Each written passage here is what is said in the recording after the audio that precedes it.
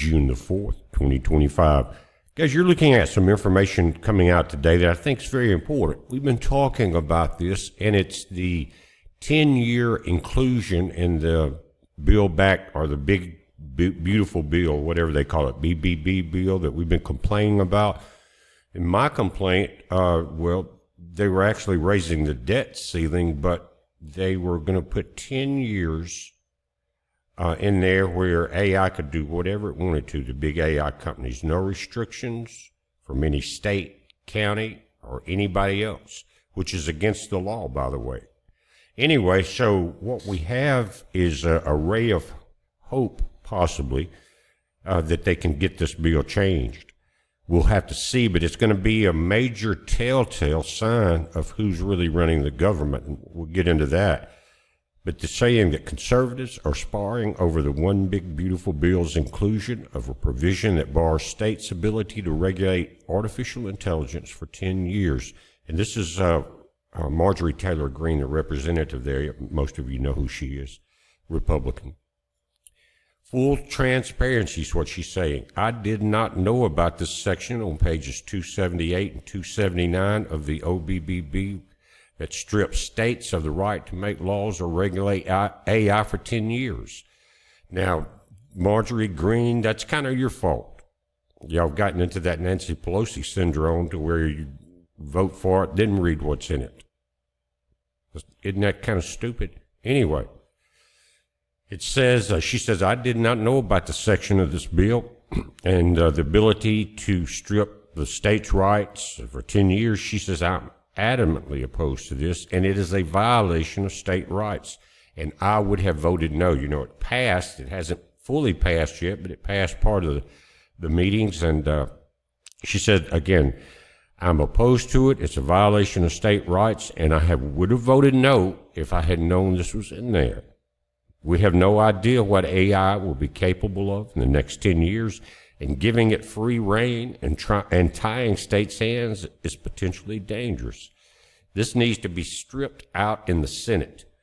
When the OBB bill comes back to the House for approval after Senate changes, and they're going through some of that now, I will not vote for it with the Senate. We should be reducing federal power and preserving state power, not the other way around, especially with rapidly developing AI that even the experts warn that they have no idea what it may be capable of.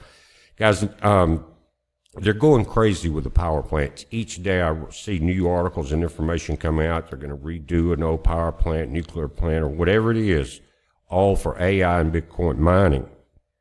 And it really creates a dystopian picture of robots running an industrial world that's out of control. Big smokestacks everywhere. You get the picture, and just crazy, polluted. Everything's polluted. Some futuristic type movie that we're not very far from if they keep doing what they're doing now. Now, you got the Democrats are on her side. Of course, they're going to vote anything down that the Republicans come up with. But right now, it may be a good thing. This thing needs to be stripped out. It says public officials on the other side of the aisle agreed with the Georgia conservative. Gavin Newsom's press office stated, even MTG gets this one right. Stripping states of our ability to regulate AI for 10 years would be disastrous, putting people in harm's way needlessly. The current version of the Trump's big ugly bill would end California's ban on AI-generated child porn, deepfake porn, and AI-generated robocall scams. Read the bill before you vote. That's why we went in last week, guys, and read that section of the bill, hoping that it would get out. And I'm sure that she didn't get information from us, but a lot of you guys shared it, so we don't really know. But anyway, they're on top of it now. So with her involved and her big mouth, which I like her a lot, then I think we're going to get more attention to it. And I think that's very important. Now, there are some questions arising on really who's running the White House. You know, we know President Trump is in charge, but has he spoken out on Lindsey Graham's trip to Ukraine? pushing that attack into Russia and trying to start World War III. I haven't heard a word from him about that. Not only that, he's got David Sachs, who's the White House crypto czar and artificial intelligence czar. And he's coming back against Marjorie Taylor Greene, saying that he's fighting back against Greene's opposition to the AI provision, believing that it would stop companies from having to comply with 50 separate AI regulatory regimes. Sometimes regulations are put in place for a reason, and when you throw all of those out, especially with something as stupid as Bitcoin mining and AI, as far as how will it benefit the common person? I mean, you're going to have a lot of people getting rich on it, but Bitcoin is the ultimate fool's gold, guys. I mean, come on, and we've got people way up in the banking systems and stuff that are getting heavily involved in it. They're making money on it right now, watching it rise and things like that. But guys, as soon as it hits a fan, that's worthless. And to build an industry around that, AI will also be going out of style when the power starts becoming inaccessible. They're racing to build these things much faster than they can produce the power to facilitate them. And it looks like we're not going to have a whole lot of regulations on pollution, noise pollution, sound pollution, any type of pollution involved with these plants. Not much regulation at all. Now, David Sachs may be part of who is running this thing. He says, while I agree with Marjorie on most issues, especially Ukraine, in this case, I believe a temporary moratorium on state AI regulation is the correct small government position. Now, 10 years is not temporary, David. And where are you coming up with the correct small government position? The alternative is a patchwork of 50 different regulatory regimes driven by the AI doomerism that is becoming a dominant strain on the American and European left. Now, guys, it's going to lead to going back to Hillary, that we are deplorables, unredeemable. Think about it. He's saying funded and astroturfed by left-wing Silicon Valley billionaires like Dustin Moskovich. The constant fear-mongering is intended to scare us into adopting the agenda of regulatory capture, woke AI, and global AI governance. They already have regulatory initiatives underway in most blue states as well as European capitals. Some Republicans are also falling for their fake China halt rhetoric, even though AI overregulation primarily benefits China. A federal moratorium on state regulation is justified under the Commerce Clause when inconsistent state laws could substantially burden interstate commerce. That is the case here. Who benefits from this interstate commerce? Is it just the big bankers? Well, it's the people that are going to make money from AI and crypto mining and stuff like that.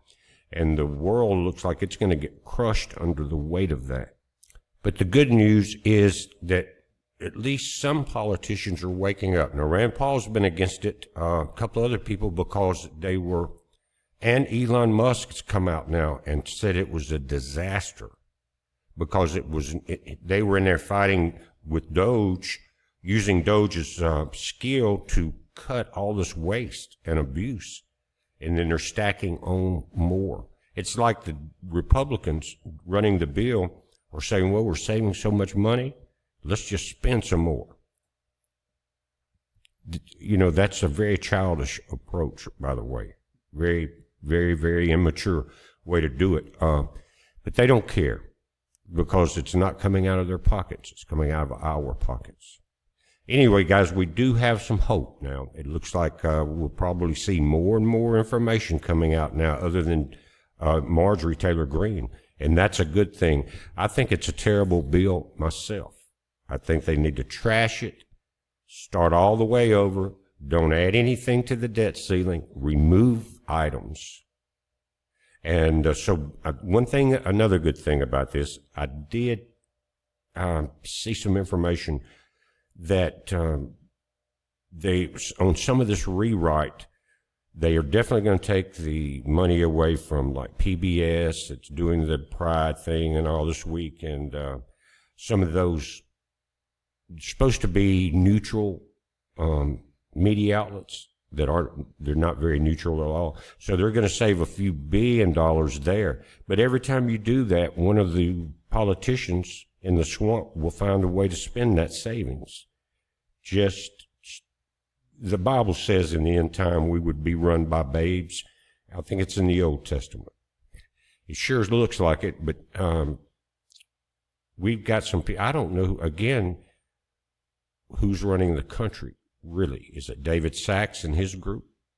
Trump's kind of staying in the background on some of this, and if he really needs to come out and tell the American public about what Lindsey Graham did, because the last thing we need is a war with Russia.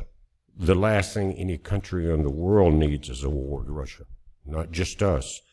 And anytime, if someone attacks the U.S., if Russia attacks us because of Lindsey Graham, then there other countries like China would probably take advantage of that situation. Anyway, guys, we're watching it. There is hope on the horizon that there will be some changes in this bill, because I'm like Elon. It's a disaster. We're watching it. You watch it. It's a heads up. Be safe.